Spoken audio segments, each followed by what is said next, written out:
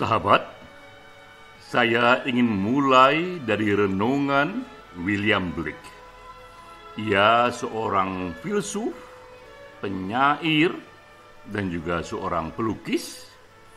Ia katakan ada 3 tingkat keindahan yang dapat dirasakan manusia, yaitu keindahan dari panca indera, dari pandangan mata, seperti ketika kita melihat burung-burung camar yang terbang di senja hari, ditiup angin, atau pohon yang melambai di lereng gunung. Di atas itu ada lagi keindahan renungan. Misalnya ketika kita terdiam merenungkan keindahan puisi, novel, filsafat, agama, atau bunyi-bunyi dari musik yang begitu agung, itu keindahan yang lebih tinggi. Tapi kata William Blake, ada lagi keindahan yang paling puncak, itu adalah keindahan spiritual. Itulah keindahan ketika kita masuk dalam keheningan yang agung, tersentuh oleh misteri yang agung. Saat itu kita sudah berhenti menganalisa, namun kita rasakan getaran-getaran yang begitu halus.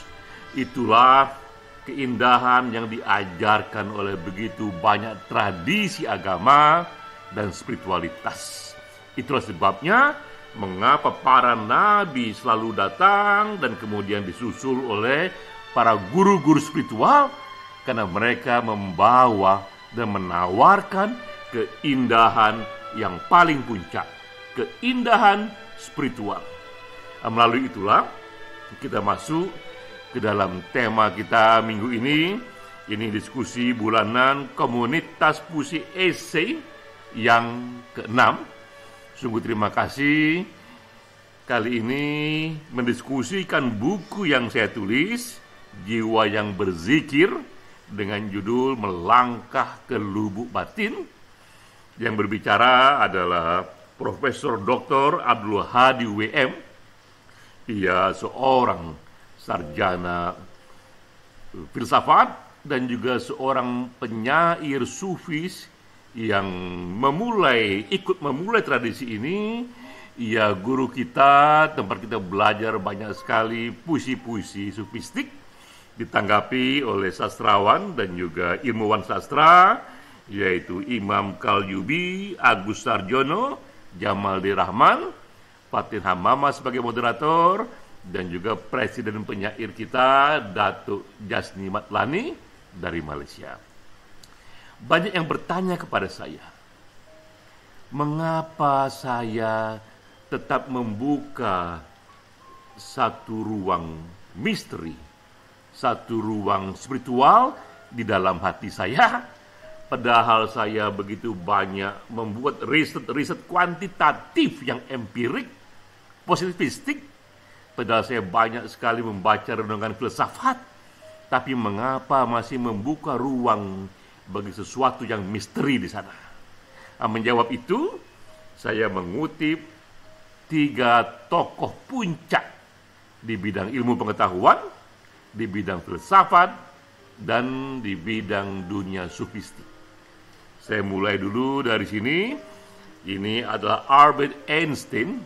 Pada suatu hari di tahun 36, seorang bocah berusia 11-12 tahun bernama Phyllis, ia menulis kepada Einstein, Mr. Einstein yang saya kagumi, sungguh saya ingin bertanya, apakah ilmuwan masih juga berdoa? Jika ia berdoa kepada siapa?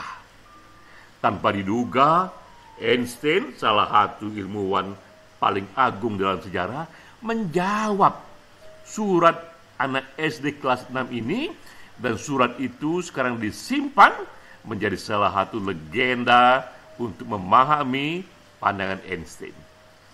Kata Einstein, Dear Phyllis, Ilmuwan memang meyakini bahwa segala hal yang terjadi di alam semesta ini juga dalam perilaku manusia itu diperintah oleh hukum-hukum alam. Tapi kami para ilmuwan juga memahami bahwa pengetahuan kami soal hukum-hukum alam ini tidak sempurna dan tak akan pernah sempurna. Selalu ada ruang bagi misteri, selalu ada hal-hal yang masih tak terpecahkan. Misteri inilah yang menjadi ibu kandung dari banyak doa-doa, ibu kandung dari banyak sekali agama dan keyakinan. Nah, kami pun selaku ilmuwan yang mengalami misteri ini juga mengembangkan satu perasaan religius tersendiri. Ya, ini poinnya. Perasaan religius sendiri pada kami yang ilmuwan terhadap misteri ini, tapi perasaan religius kami yang ilmuwan berbeda dengan perasaan religius orang-orang awam yang umum. Kita lihat di sini, Einstein pun memberi ruang kepada dunia misteri itu yang menurut dia juga mustahil bisa total dibongkar oleh ilmu pengetahuan. Kedua, saya kutip juga di sini salah satu filsuf yang dianggap paling berpengaruh dalam sejarah, yaitu Immanuel Kant. Immanuel Kant memberikan landasan filosofi dari yang apa Einstein katakan. Kata Immanuel Kant, kita mustahil memahami realitas apa adanya. Yang kita bisa pahami hanyalah realitas yang ditangkap oleh panca indera kita. Tapi pastilah itu bukan satu-satunya cara melihat realitas. Contoh yang paling sederhana saja. Jika kita melihat permukaan meja dengan mata telanjang kita, yang nampak itu permukaan yang licin, yang rata, sama sekali rata. Namun kalau kita gunakan mikroskop dengan kekuatan bisa membuat 10.000 kali dari apa yang kita lihat, lalu apa yang nampak di mikroskop itu bukan lagi permukaan meja yang rata, tapi ada gelombang-gelombang di sana yang memang hanya bisa dilihat melalui mikroskop dengan kekuatan yang luar biasa itu. Pertanyaannya, lalu yang manakah yang benar dari permukaan meja? Apakah yang kita lihat dengan mata kita, ataukah yang kita lihat melalui mikroskop? Bahkan mikroskop pun dan kekuatan yang berbeda-beda pun menampakkan pandangannya juga berbeda-beda. Sehingga dengan demikian memang kita hanya bisa memahami realitas dari struktur berpikir kita yang terbiasa melihat apapun dengan melihat sebab akibatnya, melihat berdasarkan waktu dan space, ruang dan waktu, karena itulah cara berpikir manusia. Namun di luar itu kita tak pernah tahu. The things in itself, reality in itself, kita tak pernah tahu. Itulah sebabnya mengapa ilmu pengetahuan tak pernah habis mengungkapkan realitas. Ketiga, ini kutipan dari guru sufi Jalaluddin Rumi. Bagi Rumi, misteri itu tidak lagi menjadi renungan filsafat, tidak lagi menjadi objek riset ilmu pengetahuan, tapi ia menikmati misteri itu dan menyatu ke dalamnya. Ia rasakan satu keheningan yang kudus, yaitu getaran-getaran Tuhan ketika ia juga mengekspresikan rasa yang khusyuk, rasa bersyukur, rasa yang penuh cinta. Jadi tiga tokoh inilah justru puncak-puncaknya, puncak ilmuwan, puncak filsuf, puncak guru sufi yang juga menyentuh saya untuk juga tetap membuka ruang misteri, keagungan, keheningan yang misteri di hati saya, dan saya mengalaminya sendiri. Memang betapa puncak keindahannya itu. Dan ini pula yang mendasari saya membuat buku ini, Penyair yang Berzikir. Ini saya selesaikan di tahun 2018 dalam proses yang juga unik. Semua puisinya saya buat dalam 30 sahur, satu sahur, satu puisi, dan satu puisi, satu renungan juz Al-Quran.